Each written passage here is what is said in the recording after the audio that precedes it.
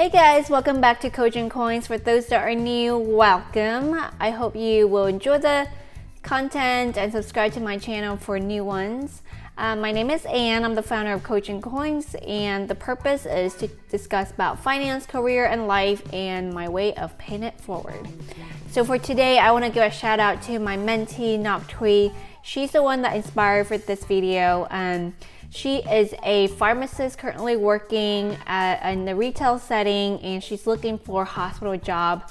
And some of the videos that she looked at, is geared more towards students. So she thought it would be great that I make a video on networking tips for practitioners and seasoned pharmacists out there. So I thought I'd go ahead and do that. So with that, we'll go ahead and go into some tips and tricks for networking. Tips and tricks for networking for working adults or working professionals. First of all, her question, and I'm gonna read it to you guys first.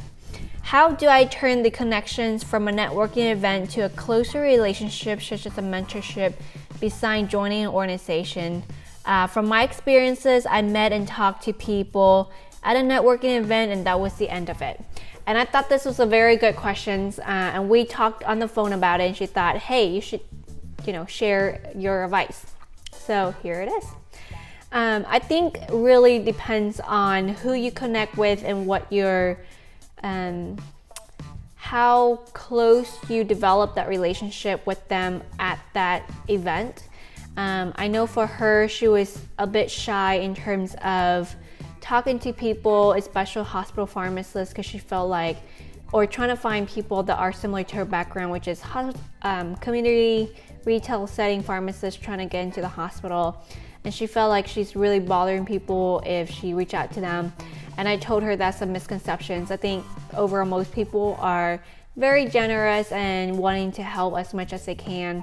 So being able to really build that relationship at the networking event, spend that quality time getting to know that person one-on-one as much as they can, and talk about their career goals, what are their days at work like, and just really be honest that, hey, I'm working retail right now, I'm very interested in hospital pharmacy, what can I do, what are some things that you would recommend, how did you get into it?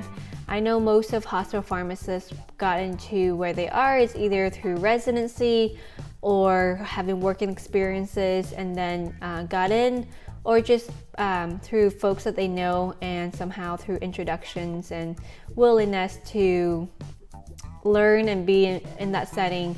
That's how they got in. I have a friend who worked in retail side, went back for residency, and now she's working as a pharmacy manager, or someone who worked at CVS and Walgreens and got into hospital jobs. It is doable, it's not impossible. It just depends on your flexibility, location, and the opening at that time. One recommendation I have for her is joining organizations.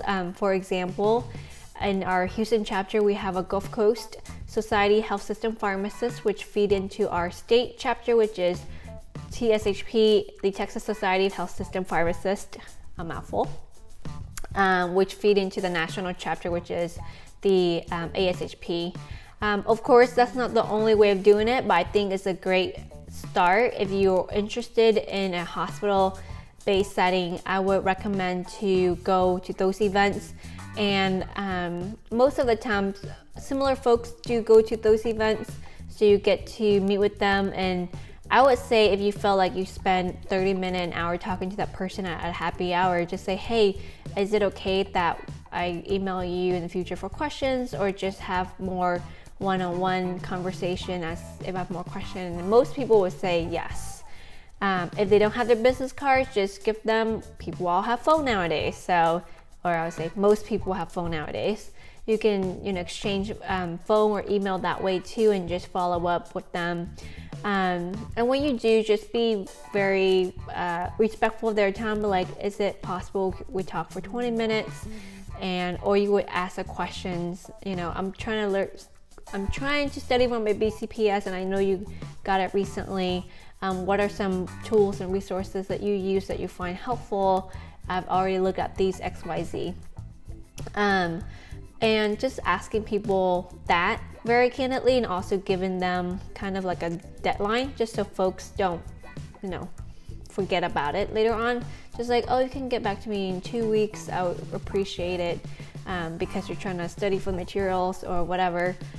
I think those are all really good points, and the biggest thing that I tell Nok is not to feel discouraged once you go to events and she felt like she's the only one there that has this type of experiences and the others are hospital pharmacists and can be intimidating. But I would say most people are very generous and willing to help and willing to share advice. And I really think getting involved is the best way, and not just get involved by joining a membership, but really show up to events, volunteer, happy hour, networking events, CE events, and getting to know the officers. The officers always welcome new members, so that might be a great asset, as well as an avenue to get to know.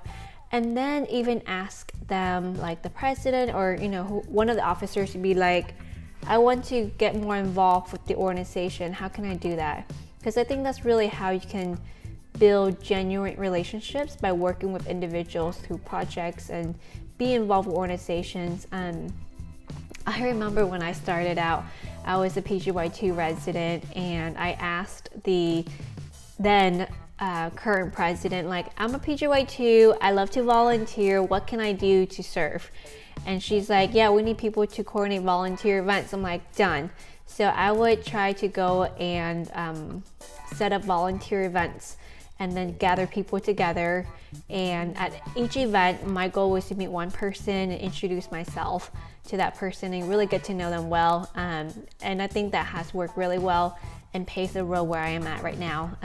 A lot of folks have helped me to where I am in terms of my mentors, as well as people I've met. And the more at least for me, the more I learn, the more I feel like I don't know, but I'm surrounding myself with folks that are super smart, and I can always ask questions. And that's the biggest thing, is not being, don't let your ignorance scares you. Don't let fear consumes you. Let you be you. By that, I mean really trying to connect with folks in an authentic manner. Going to those events are a good start, but also start forming your own group in terms of once you get to know them, really try to build that relationship and that friendship further. And then also at work too, you have folks that you can rely on to build relationship and introduce you to one or another. So I hope that was really helpful. When I talked to her, she thought it was really helpful. So I hope it's helpful with you to share these insights. And I think the biggest thing is when I say the word networking, I really mean by building relationship, building authentic relationship with folks. And nowadays, there's so many different ways to get in touch. You don't really have to be face to face. You can have FaceTime or on the phone or via email, just to get quarterly, updates of how things are going from that standpoint. And folks are willing to help, but you have to be the one driving that and asking for help, because people can't read minds and they won't be able to just willy-nilly asking. And the biggest thing is asking for advice and feedback, and say you want an honest feedback on how you can improve. And most people will give you that, I would say. So I hope this is helpful to you. For those that are interested in hospital pharmacy, that are not yet, and you're in retail, don't be disappointed. There are many ways of doing it.